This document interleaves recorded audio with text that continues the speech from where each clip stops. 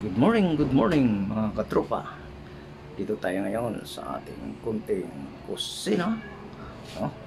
Magluluto tayo ng ulam natin ngayon. No? Ating menu. No?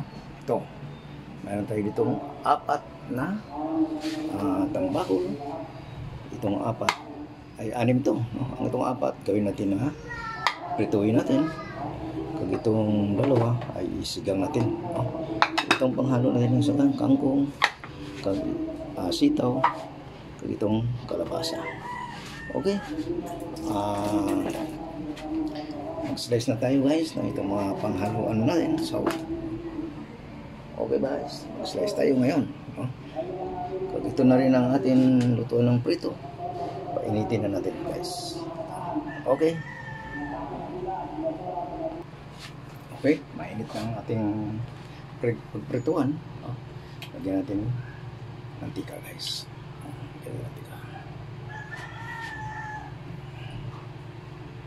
Dito natin prituin ng tambakol. Ito.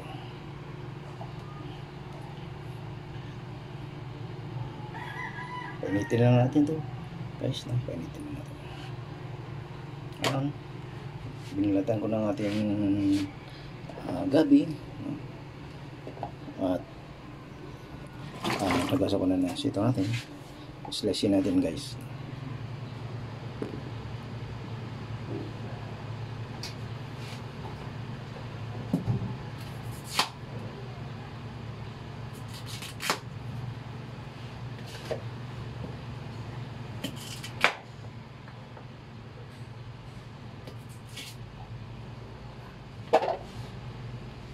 Slice natin, no?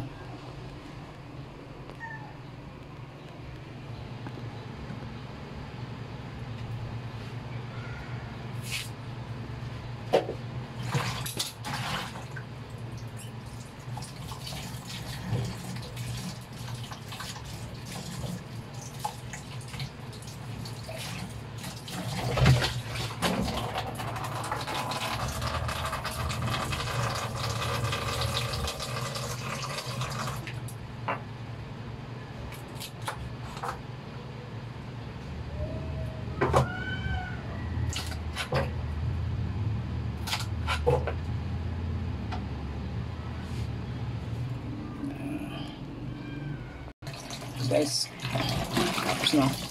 Slice natin kay gawin natin dito para mamaya ini. Guys, mainit na ang atin pinakulong mantika. Ilagay na natin ang atin tambakol.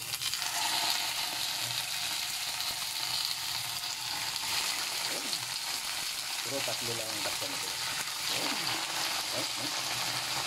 Ayun. Guys, basahan ko ng ating kangkong. Sikip pa rin natin.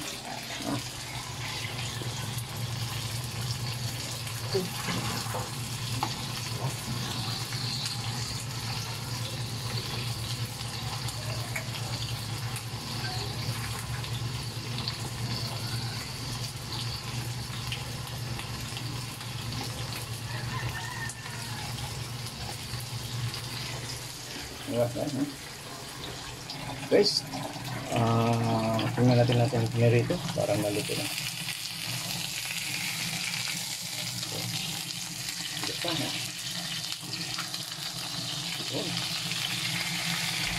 Matigas-tigas pa. Mamaya na, guys. Mamaya na natin. Igasan muna natin ang ating kangkong. Igasan muna natin. Dito.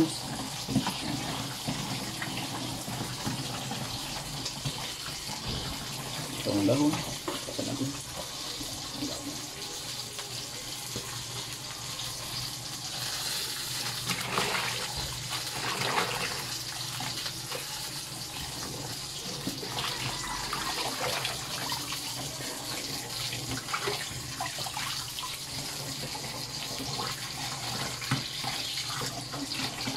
Ano guys?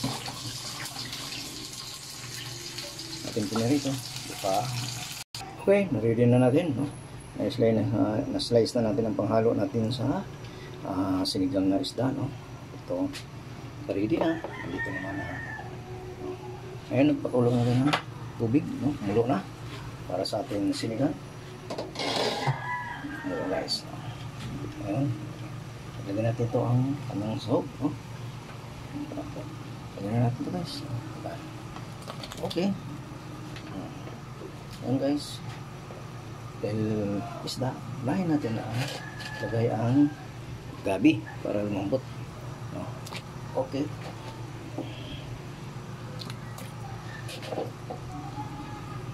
Ito natin pinarito. No? Malapit na rin yan.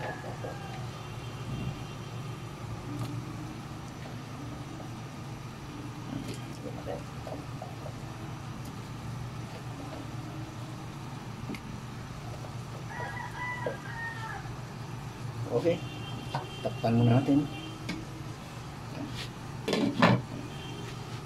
Mamaya man. Okay. Lambot na. Nilagyan na natin ang ating isda. Yan na. Pagwala natin muna. Ngayon ang ating prito.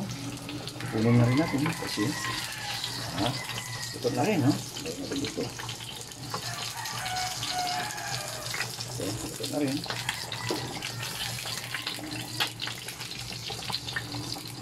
Haluin natin konti. Ito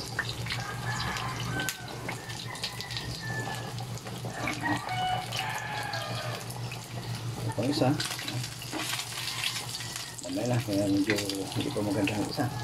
Ilaw pa. Pagdating. Okay.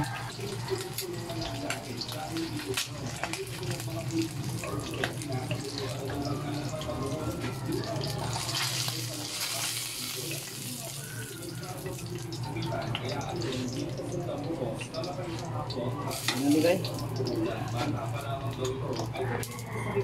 Umulo na guys. Lagyan natin ang sitaw natin. Sitaw.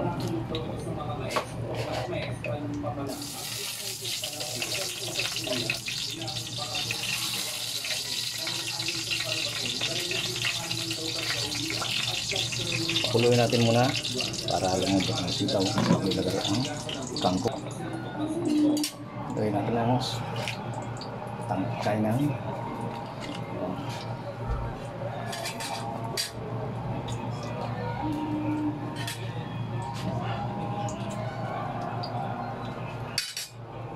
ang bitsin.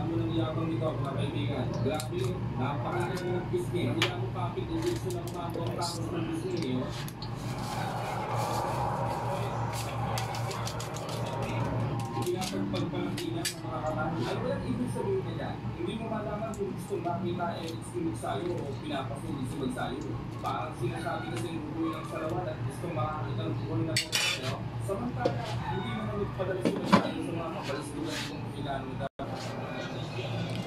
Okay, lagay na natin ang atin kangkong.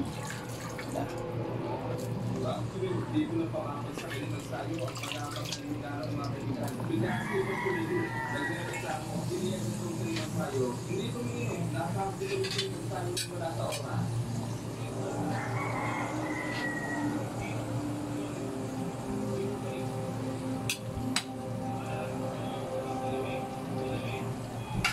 Paano natin? Sa pagkakataon niya pala ang sarap ng kalbun sa matasak dapat sa'yo binutos-portos ng may pamilisin kung bakyain.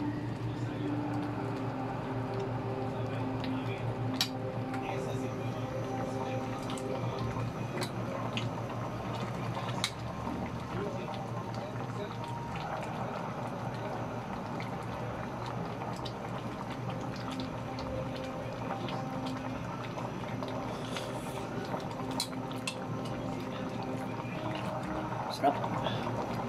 Asin, no? Okay guys, no? Ang ulam natin ngayon. No? Guys. Okay na, no? Maluluto na ito. Sarap. Asin. Ang ulam natin ngayon guys, ang menu natin ay sinigang na pambato at itong pinaritong pambato. Okay guys. Tuloy-tuloy lang. Takto na natin to guys. Thank you. At kapakapangyarihan ng isang grupong mahalagang Pinoy. At dito na rin ay paparang kay The Vice ang lahat ng kayabangan niya.